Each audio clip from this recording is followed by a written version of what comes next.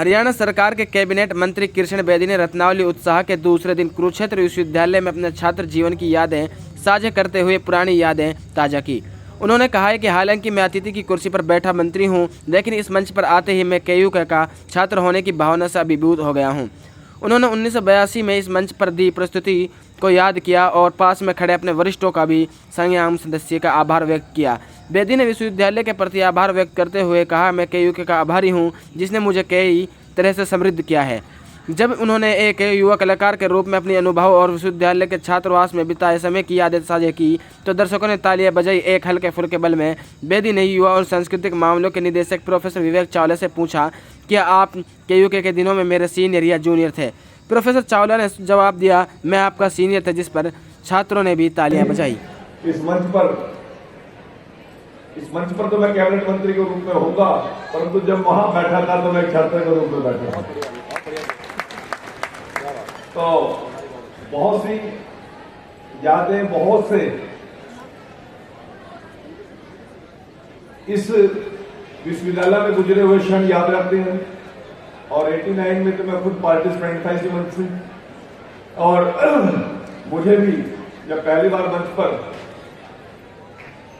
सम्मानित होने का मौका मिला, प्राइज मिला, तो उस समय तो मुझे नहीं पता कि हम मंत्री हो जाएंगे, परंतु ये दिल में जरूर थी कभी ना कभी किसी न किसी को जरूर सम्मानित करूंगा। आज मैं हरियाणा सरकार में लगातार दूसरी बार मंत्री हूं और नायब सिंह जी की सरकार हरियाणा के लोगों को एक विश्वास दिला रही है कि आप लोग हर विधा में आगे बढ़ने का काम कीजिए। हरियाणा सरकार हर कदम पर आपके साथ। हमने बहुत से आयाम पिछली गवर्नमेंट में स्थापित किए, चाहे माननीय नरेंद्र मोदी जी का एक बहुत बड़ा स्वप्न था, बेटी बचाओ बेटी पढ़ाओ। भाई ये सीधी किसने मारी है जो बहुत दिन के बाद सुनने न मिली, और वो सीधी यही मिल सका और कहीं नहीं मिल सकती।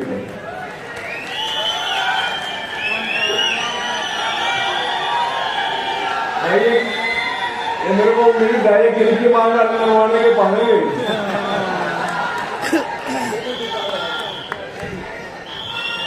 मनवाने को ना।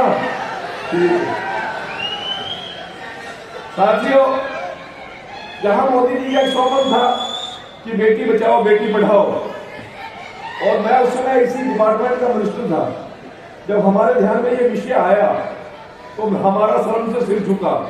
हरियाणा प्रदेश में उस समय 21 जिले थे और 21 में से 12 जिले ऐसे थे जहां भ्रूण हत्या के कारण बेटियों की संख्या लगातार घट रही थी, और उसमें से मेरा कुरुक्षेत्र जिला भी था। परंतु उस मिशन को माननीय मनोहर जी के नेतृत्व में, माननीय नरेंद्र मोदी जी के दिशा निर्देश पर हम इस ऊंचाई तक लेकर चले गए। आज कोई भ्रूण हत्या करने की हरियाणा प्रदेश की इस भूमि पर हिम्मत नहीं कर सकता। आज लगातार लिंगानुपात में बढ़ोतरी हुई है और बेटियों का जो सम्मान मनोहर जी की सरकार में, पिछले सरकार में हुआ कि हर 20 किलोमीटर पर हम एक वुमेन कॉलेज बनाएंगे, और उस सपने को हमने साकार किया। हरियाणा प्रदेश के अंदर एक दिन तो ऐसा भी था कि हमने एक दिन 37 महिला कॉलेज की एक टाइम में बुनियाद रखी थी, जिसमें आपका गवर्नमेंट कॉलेज पलवल में महिला कॉलेज है। तो मैं आप लोगों को बताना चाहता हूं, जहां बेटियों की सुरक्षा और सुरक्षा की बात थी, बेटियों के सम्मान की बात थी, हमें फख्र है पिछले 15 साल में 10 साल से हमारी सरकार है कि देश के अंदर और प्रदेश के अंदर सुरक्षा के मामले में हरियाणा बहुत अग्रणी स्थान रखता है। मैं आप लोगों को विश्वास दिलाना चाहता हूं, बहुत से विषयों को हमने छूने का काम किया। ये विश्वविद्यालय, ये कॉलेज, ये इंस्टीट्यूशन सभी के सभी बंद होने की कगार पे आ गए थे, परंतु जब मनोहर जी की सरकार बनी तो विश्वविद्यालय इंस्टीट्यूट की रौनक बढ़ी और कोचिंग सेंटर की रौनक बढ़ी, क्योंकि नौकरियां मुख्यमंत्री आवास में नहीं थी, नौकरियां मंत्रियों के आवास पर नहीं थी, विधायकों के आवास पर नहीं थी, नौकरियां तो कोचिंग सेंटर, यूनिवर्सिटी और कॉलेज में पढ़ने वाले मेरिट वाले बच्चों के घर पर अपने आप जा रही। ये बिना पर्ची और बिना खर्ची की सरकार ने अध्यापक लोगों का जो सम्मान बढ़ाया, उनके प्रति जो छात्रों में, उनके परिवारों में जो श्रद्धा बढ़ी, ये मनोहर जी का सबसे बड़ा मील का पत्थर साबित हुआ। इसी जीरो टॉलरेंस को लेकर हमने हरियाणा एक की बात की, हरियाणा प्रदेश के 6,768 गांव और 22 के 22 जिलों के अंदर हमने समान रूप से विकास के कार्य किए। आज हरियाणा तरक्की की राह पर और हरियाणा में ये आज पूरा का पूरा हरियाणा एक जैसे लेवल पर तरक्की कर रहा है। मैं आप लोगों को बताना चाहता हूँ, नरेंद्र मोदी जी का सपना है कि भारत तीसरी महाशक्ति बने। मैं आप लोगों से एक बात पूछना चाहता हूँ, भारत तो तीसरी महाशक्ति बन जाए, परंतु हरियाणा कहीं पिछड़ जाए तो क्या महाशक्ति के अंदर हम अपना कोई योगदान मान सकते हैं क्या? मान सकते हैं क्या?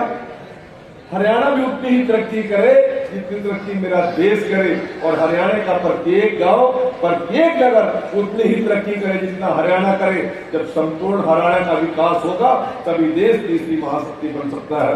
मैं आज के इस पावन पवित्र अवसर पर जहां आपके आयोजन समिति के सभी साथियों का दिल की गहराइयों से आभार प्रकट करता हूं, वहां आप सभी को मैं आने वाले जो फेस्टिवल सीजन है, हमारी दीपावली का भी है, धनतेरस का भी है, उसके बाद भैया दूज का भी है, गोवर्धन पूजा का भी है, सभी आगामी त्योहारों पे आप सभी को बहुत बहुत शुभकामनाएं।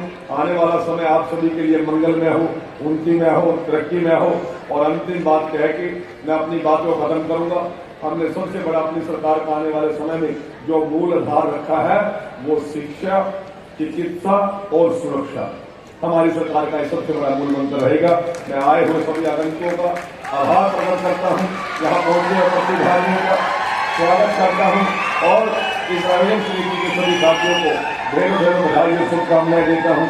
वंदे मातरम। भारत माता की, भारत माता की, भारत माता की। धन्यवाद।